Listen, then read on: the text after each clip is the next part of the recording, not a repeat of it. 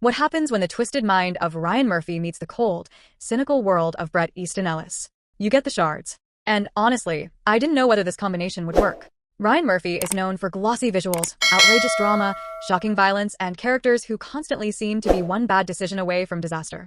Bret Easton Ellis, on the other hand, is known for something much colder: wealth, privilege, obsession, emotional emptiness, and young people slowly discovering that the perfect world around them is anything but perfect. Put those two creative forces together, throw them into 1980s Los Angeles, add an unidentified serial killer, and you have one of the most intriguing new series of 2026. Based on Ellis' semi-autobiographical novel, The Shards follows a fictionalized version of Bret Easton Ellis during his final year at the elite Buckley School. But this isn't simply a coming-of-age story. Because around the same time a mysterious new student arrives at the school, a serial killer known as the Trawler begins terrorizing Los Angeles.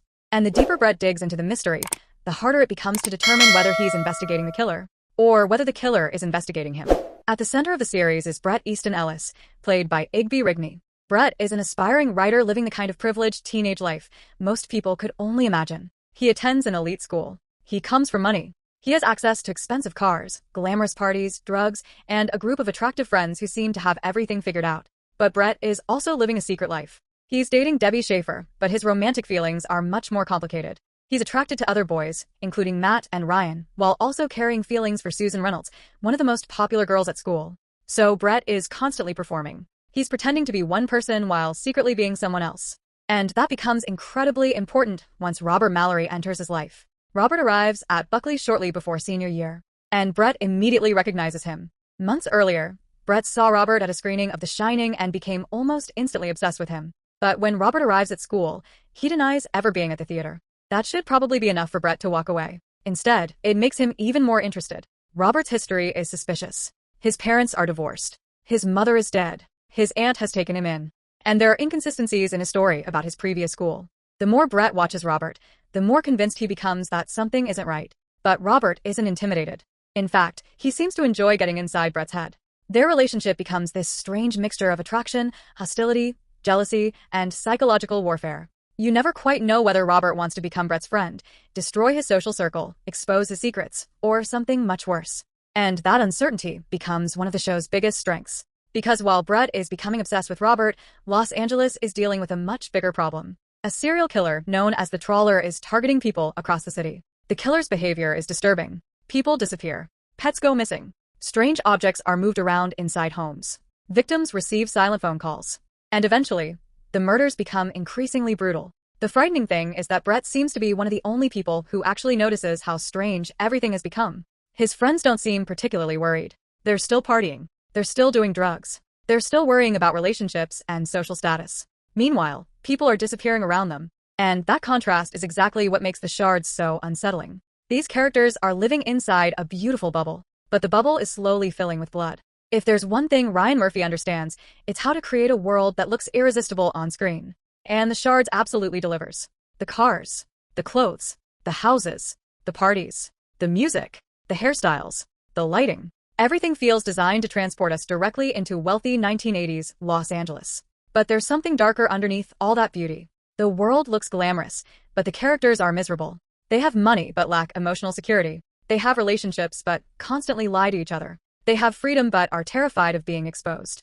And the serial killer story gives that entire world an additional layer of paranoia. It's almost like watching a beautiful postcard slowly catch fire. One of the biggest discoveries of the series is Igby Rigney. As Bret, Rigney carries an enormous amount of the show. He's charismatic without making Bret too likable. He's vulnerable without making him helpless. And most importantly, he makes Bret's contradictions believable. You can understand why Bret is fascinated by Robert. You can understand why he's terrified of the Trawler. But you can also understand why his friends become frustrated with him. Bret is smart enough to notice that something is wrong, but self-absorbed enough to miss some of the biggest clues. That contradiction makes him a fascinating protagonist. And Rigney completely sells it. He has the kind of screen presence that makes you believe you're watching a star from an old 1980s movie. Then there's Kaya Gerber as Susan Reynolds. Susan is essentially the queen of Buckley. She's beautiful, popular, confident, and socially untouchable. And Gerber fits the role perfectly. There's an almost old Hollywood quality to her performance. She has the look of a classic 1980s celebrity, but there's enough emotional complexity underneath the surface to keep Susan from becoming just another rich, popular girl. Her chemistry with the rest of the cast also helps sell the illusion that this is a real social circle rather than a group of actors placed together for a television show. The biggest reason the Shards works is because it doesn't rely entirely on the serial killer mystery. The Trawler is important, but the real story is about identity. It's about pretending. It's about people hiding things because they're terrified of what would happen if everyone knew the truth. Bret is hiding his sexuality. His friends are hiding their insecurities. Their parents are hiding their own failures. Robert is hiding his past. And somewhere in the background, someone is hiding behind the identity of the Trawler. Everyone has a secret. The question is which secret will destroy them first. Before watching the show, I was honestly curious about how Ryan Murphy's style would work with Bret Easton Ellis material. Murphy can sometimes be excessive. His shows can become so dramatic that the spectacle starts overpowering the story. But The Shards feels different.